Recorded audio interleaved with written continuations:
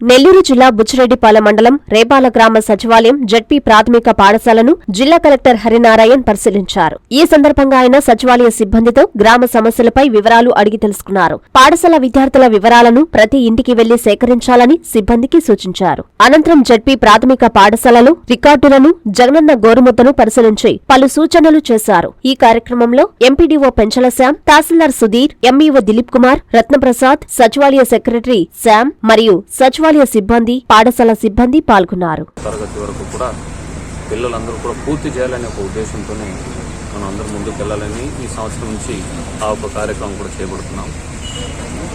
నాడు నేడు చేసి మన స్కూల్లో బాగా చేసుకుంటున్నాం, అమ్మఒడి ఇస్తున్నాం. ఎందుకంటే తల్లిలందరూ కూడా ఇబ్బంది పడకూడదు పిల్లల్ని బడికి పంపించడానికని. అదేవిధంగా ప్రైవేట్ స్కూల్కి ధీటుగా విద్యా కానుక ఇస్తున్నాం. ఎందుకంటే పిల్లలకి యూనిఫాము, మంచి పుస్తకాలు, బ్యాగు, షూ అన్నీ. అదేవిధంగా మంచి డయట్ కూడా జగనన్న గోరుముద్ద ద్వారా ఇస్తున్నాం. ఇవన్నీ ఇస్తూ పిల్లల్ని ప్రోత్సహిస్తూ మనం బడికి పంపించాలనే ఉద్దేశంతో ఈ అన్ని కార్యక్రమాలు కూడా చేస్తున్నాం.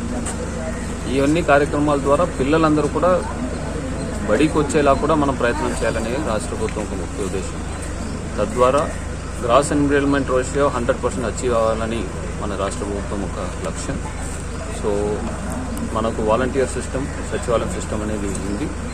దాన్ని వచ్చేసి క్షేత్రస్థాయిలో ఉపయోగించుకొని పిల్లలందరూ కూడా బడికి వచ్చేలా చర్యలు చేపట్టాలనే ఉద్దేశంతో మేము ముందుకెళ్తున్నాం. ఈరోజు ఈ రేపల్ల సచివాలయం పరిధిలో కూడా ఈ వాలంటీర్లందరూ కూడా ఇంటింట తిరిగి కన్సిస్టెంట్ రిథమ్ యాప్ ద్వారా పిల్లలు బడిలో ఉన్నారా లేరా అని కూడా వాళ్ళు చెక్ చేయడం అనేది జరుగుతుంది. ఒకవేళ పిల్లలు ఏ ఒక కారణం వల్ల బయట ఉంటే వాళ్ళని కూడా వచ్చేసి స్కూల్లో వచ్చి చేర్చే విధంగా చర్యలు చేపడతామని ఈ సందర్భంగా తెలియజేస్తున్నాం. Thank you. రాష్ట్ర వ్యాప్తంగా